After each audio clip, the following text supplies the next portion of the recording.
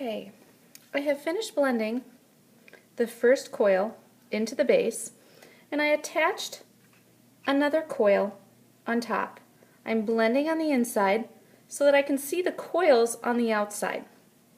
We're going to leave the coil pot with the coils on the outside. Now we're going to add another coil. We're going to take our scoring tool. We're going to put some hash marks all the way around, opening up the surface of the clay. A little water, just getting it wet. Take your coil, again, some hash marks. These do not need to be too deep because this clay is moist. If the clay was drying out, you may put deeper, and I would also recommend using slip instead of water. Push lightly to put those grooves into one another.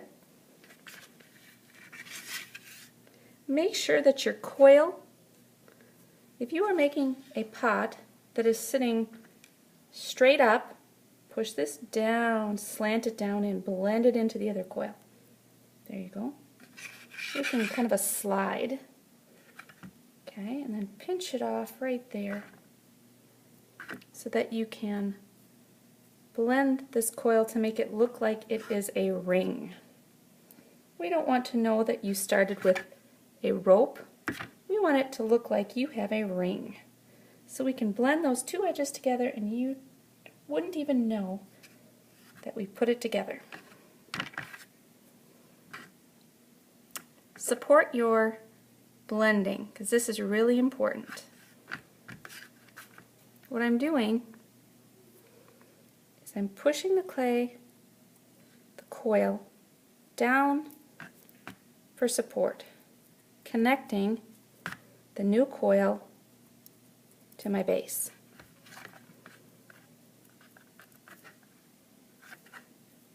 You can use your thumb, you can use your fingers, you use what works for you. It's really important to keep this hand nice and firm when you are blending. I would blend each coil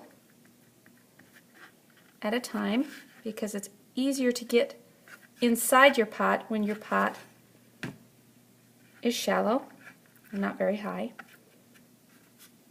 Got to make sure you keep shaping it a little bit because it is so moist that the shape is going to want to change on you. And you don't want your shape to change. You want your pot to be the same size as your base. And this is what our stencil was. So by really paying attention to shaping and the firm support of your hand as you're going up, okay? Now you can see some of our hash marks here. Just going to take the side of my hand very softly. I'm going to blend. You don't have to put yours up on the side like this. I'm doing it so you can see it.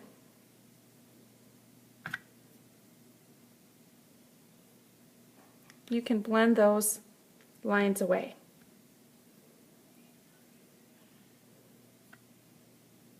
Just like that. Okay. Adding another coil, we repeat the process. Little water. Now if you have coils that are not long enough, you can use more than one coil on a ring. Since we are taking our coils and blending them together to look like a ring, you're not going to know where that piece is. Make sure your coils are all the same size. They are uniform in size. Make sure your coils are stacked Because if you start to put a coil on the outside, it's going to make your pot change shape. And we're not ready to change our shape just yet. Push that down in to blend it to the ring before it. Measure it off a little bit. A few little score marks would be great. Just a little bit of scoring. Not much. It's so moist. I'm going to put my piece right in there. Start to blend it because I don't want you to know that I had a piece in there. I want you to think that it is one ring. So before I do anything else, I'm going to blend that piece as I support it right in, and I'm going to have a ring. So there's my ring. Okay? And again, I would continue to blend. I would continue to add more coils. I would have to make sure that I am blending my edges here as well as when I'm going up. Those need to be blended. Okay, so I definitely need to blend those. If sometimes you feel like you can't see where the coil is, take your wood tool in there. You can take your wood tool and your finger and you can kind of make, put a little water on my finger here to make it smooth so I can blend a little bit. You can always take water to do some blending. Okay? Turn it here, right even here. I might put my finger in some water and just lightly blend.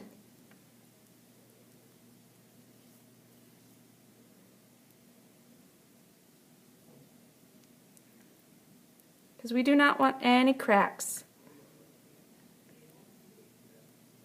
Just like this. Okay? And I haven't blended on the inside of that coil, and I can tell. This coil right here has got a big crack, but that's because I haven't blended on the inside yet. You can see that I have blended the bottom two, but I haven't blended this coil. And that's why I can't get rid of that crack, because it's not blended yet. You're going to add coils to the height of your wood stylus tool. Your coils must reach the wood stylus tool. That's about 4.5 inches high. That is the goal with your coil pot. Good luck.